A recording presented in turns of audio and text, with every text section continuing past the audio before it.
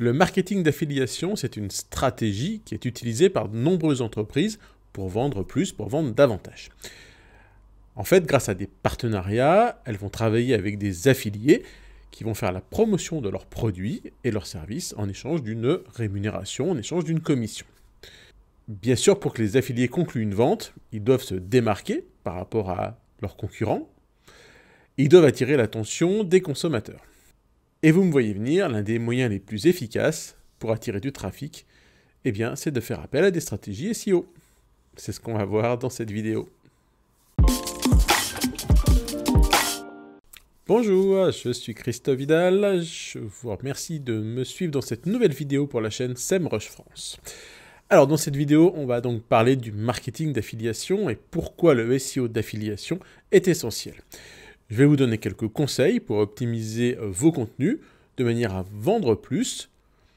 Et comme nous le savons, il est toujours bon d'obtenir plus de ventes, donc plus de commissions, plus de chiffre d'affaires.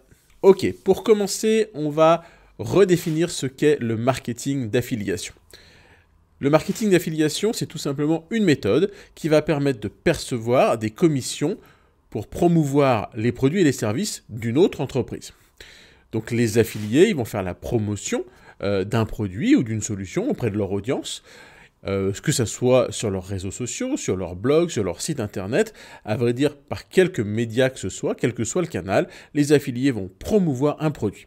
Et à chaque fois qu'une vente va être conclue suite à cette promotion d'un produit par l'affilié, ils vont toucher une commission. D'un point de vue un peu plus technique, les commissions sont suivies par ce qu'on appelle un lien d'affiliation, c'est-à-dire que dans l'URL du produit, il va y avoir des paramètres supplémentaires qui vont permettre de reconnaître l'affilié qui a permis d'apporter le client qui ensuite a acheté sur le site de l'entreprise. Donc en d'autres termes, le marketing d'affiliation, c'est un processus qui est basé sur les performances de chacun des partenaires affiliés. Donc d'un point de vue de l'entreprise ou de celui qui possède le produit et qui va verser des commissions, le marketing d'affiliation va donc devenir un canal d'acquisition essentiel en complément de ses autres canaux habituels. Certes, ça va engendrer des coûts de commission plus élevés, mais il va pouvoir générer de nombreuses ventes complémentaires et apporter de nouveaux clients qui vont se renouveler, qui vont investir davantage et qui vont potentiellement devenir des clients fidèles pour la suite. Alors pour commencer, pourquoi est-ce qu'il est important en tant qu'affilié d'avoir une stratégie SEO réussie? Bon, vous l'avez compris, quand on commence à mettre en place des programmes d'affiliation, c'est qu'en général, on se trouve dans un secteur qui est relativement, voire hautement concurrentiel.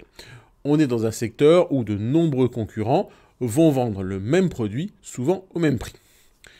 Donc forcément, pour moi, en tant qu'affilié, je vais devoir me différencier. Et pour cela, je vais devoir créer du contenu pertinent, du contenu de qualité, qui va répondre aux attentes des internautes, de manière à venir mieux me classer dans les résultats des moteurs de recherche.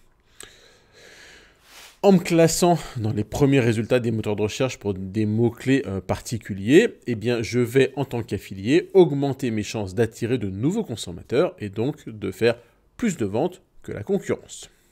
On le sait, aujourd'hui, les gens font des recherches dans Google et au-delà de la première page, il n'y a aucun clic. Certaines études ont même montré que 91% des clics se faisaient sur la première page.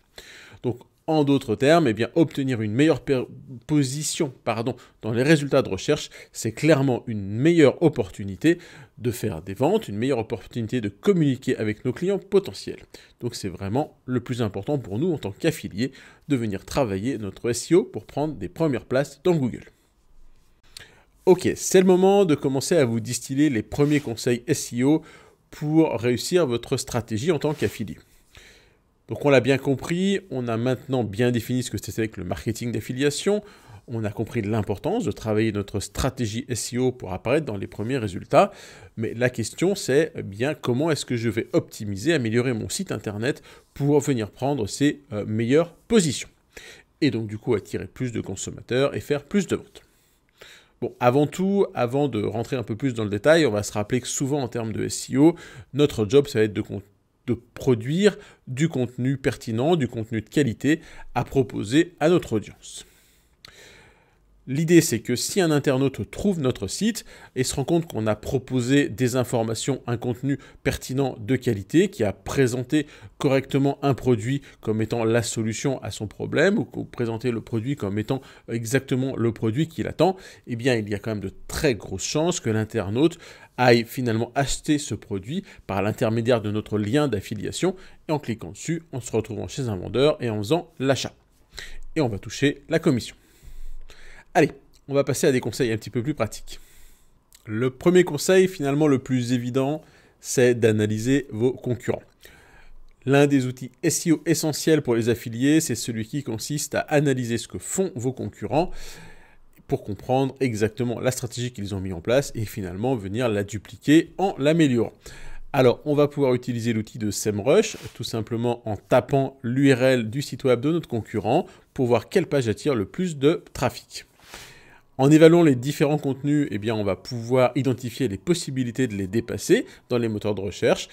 Par exemple, avec un contenu, si on a un concurrent qui a un contenu très superficiel sur certains sujets, eh bien, on va créer du contenu beaucoup plus pertinent, beaucoup plus développé, de manière à venir lui passer devant. On peut aussi se rendre compte si un concurrent a une stratégie de popularité de backlink faible. Là aussi, on peut investir sur ce levier pour le dépasser. La deuxième stratégie, eh bien le deuxième conseil, c'est bien évidemment d'effectuer une recherche de mots-clés. Donc là, plus vous allez travailler sur des mots-clés pertinents, plus vous allez obtenir du trafic sur votre site. Donc vous allez essayer de rechercher des mots-clés plus ou moins concurrentiels à fort trafic ou à des contenus totalement nichés sur lesquels vous savez qu'il est peut-être plus simple de venir vous positionner. Donc là, vous allez pouvoir utiliser l'outil de Keyword Magic Tool de SEMrush qui va vous permettre de rechercher un mot-clé, obtenir ses métriques, mais aussi obtenir des mots-clés associés de manière à avoir vraiment une vision globale des possibilités en termes d'expressions clés à aller attaquer. Ce qui est bien pratique avec cet outil, c'est que vous allez pouvoir découvrir des questions qui sont réellement tapées par les internautes et vous allez pouvoir donc créer des contenus super pertinents qui répondent exactement à ces questions et venir prendre plein de premières places dans Google. Le troisième conseil, ça va être d'améliorer votre CTR, le click-through rate, ou le taux de clic dans les SERP de Google, dans les pages de résultats du moteur de recherche. Alors, si vous avez bien fait votre boulot dans avec les deux premiers conseils, vous allez potentiellement venir vous positionner dans les premiers résultats de Google, mais malheureusement, être bien positionné, c'est pas toujours un gage de succès. Donc, vous allez devoir améliorer, optimiser votre contenu, votre page pour que la balise titre et la métadescription de votre page soient le plus engageante et le plus attrayante possible pour que les internautes aient envie de cliquer dessus plutôt que d'aller cliquer sur celle de vos concurrents. Le quatrième conseil, c'est d'apporter la plus grande attention à la facilité d'utilisation de votre site web.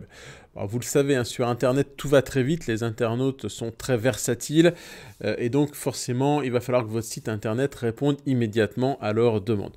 Donc, vous allez devoir créer un contenu qui va être facilement lisible, facilement explorable pour ces internautes. L'utilisateur doit vraiment pouvoir comprendre votre contenu le plus rapidement possible de manière à retenir son attention. Donc je vais vous donner quelques étapes, quelques exemples pour réussir cela. D'abord, utilisez un langage le plus simple possible avec des phrases courtes.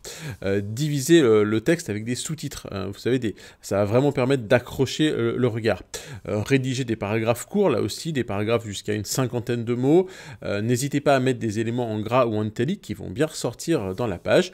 Utilisez des listes à puces, des bullet points, là aussi qui vont permettre aussi bien aux moteurs de recherche qu'à vos lecteurs de facilement scanner le contenu. Et enfin, n'hésitez pas à insérer des vidéos et des images dans vos textes. Rappelez-vous que sur Internet, on a quand même tendance à faire de la lecture rapide et à scanner les documents. Donc plus on va avoir d'éléments qui vont accrocher le regard, mieux ce sera. Et voilà, on sait que naturellement, quand l'œil est accroché sur un endroit, il a quand même une vision périphérique sur ce qui se passe autour. Voilà, rappelez-vous des processus de lecture rapide, par exemple. Vous pouvez vous en inspirer pour créer vos pages Internet. Alors, vous allez aussi essayer d'optimiser vos contenus, c'est le 5e conseil, pour aller chercher ce qu'on appelle les featured snippets. Qu'est-ce que c'est que ça, les featured snippets? C'est ce qu'on appelle les positions 0. C'est vraiment les tout premiers résultats dans Google, dans lequel Google affiche non seulement le résultat, mais déjà un petit résumé, un petit aperçu de la page. Là, pour cela, le plus simple, c'est vraiment de venir créer le contenu bien le plus pertinent sur la question qui nous est actuellement posée. Optimiser vos contenus pour apparaître dans ces rich snippets va vous demander un petit peu d'entraînement. Vous le découvrirez que ces rich snippets vont souvent répondre à des questions de type pour toi, pourquoi, comment, qu'est-ce que c'est. Et donc vous allez devoir vraiment venir orienter vos contenus sur ces questions. Pour augmenter votre taux de chance d'apparaître en position 0, bien vous allez pouvoir utiliser quelques techniques comme créer des H2 ou des H3, vous savez les fameux balisages sémantiques HN avec la question à l'intérieur de la balise, puis rédiger des paragraphes de 40 à 50 mots pour répondre au mieux à cette question. Les feature snippets, elles peuvent aussi contenir des graphismes, des listes et même des vidéos. Souvent les listes ça fonctionne plutôt pas mal. Allez, avant-dernier conseil que je vais vous donner, c'est de passer en revue vos anciens contenus et de les réutiliser. Si vous avez des contenus qui fonctionnaient bien à un instant T, qui fonctionnent peut-être un petit peu moins bien maintenant, eh bien l'idée c'est d'aller reprendre ces contenus, d'aller les mettre à jour, les corriger, les optimiser, peut-être enlever des informations qui seraient plus d'actualité, rajouter 2-3 informations, vérifier qu'il n'y a pas de lien cassé à l'intérieur de ces contenus, de manière à leur redonner un petit coup de boost. Allez, les derniers conseils pour finir, eh bien, c'est tout simplement de garantir que vous proposez à l'internaute un site web de la meilleure qualité possible.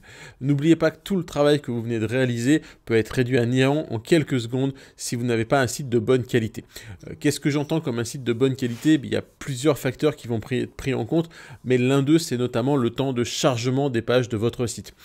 C'est une information qui va être prise en compte plus ou moins par les moteurs de recherche, mais qui va avoir sa vraie importance en termes d'expérience utilisateur. Plus le chargement va être long, plus les internautes vont partir et plus ce qu'on appelle le taux de rebond va être élevé. Et c'est tout à fait logique. Qui a envie d'attendre des heures avant de voir un site internet s'afficher? Donc pour rendre votre site le plus rapide possible, il y a différentes techniques. Vous pouvez notamment analyser le poids des images, vous assurer qu'elles ne sont pas trop grosses. Une autre stratégie efficace, c'est d'activer des mécanismes de cache, ce qui évitera à votre serveur d'envoyer sans cesse les mêmes informations au navigateur. Donc la réactivité de votre site web, c'est vraiment une des optimisations les plus importantes pour l'expérience utilisateur. Google prend en compte aussi la partie, ce qu'on appelle responsive design. Votre site doit être pensé pour le mobile, il doit être mobile first, donc vérifiez que vos pages sont facilement navigables sur téléphone. Allez, ça sera tout pour aujourd'hui. Bon, vous l'avez compris, le marketing d'affiliation, c'est vraiment un mécanisme essentiel pour booster vos ventes sur Internet. Il y a bien évidemment d'autres stratégies d'acquisition de trafic à mettre en place, mais celle-ci va vous amener un trafic de qualité avec des internautes qui recherchent vos produits et qui sont prêts à acheter. J'espère que ça vous a plu, que vous avez vous pourrez mettre en place ces conseils de manière pratique dans vos prochaines actions marketing. Je vous propose d'autres vidéos ci-contre sur lesquelles vous allez trouver d'autres conseils et j'espère vous retrouver très prochainement pour une de nos prochaines vidéos. Ciao!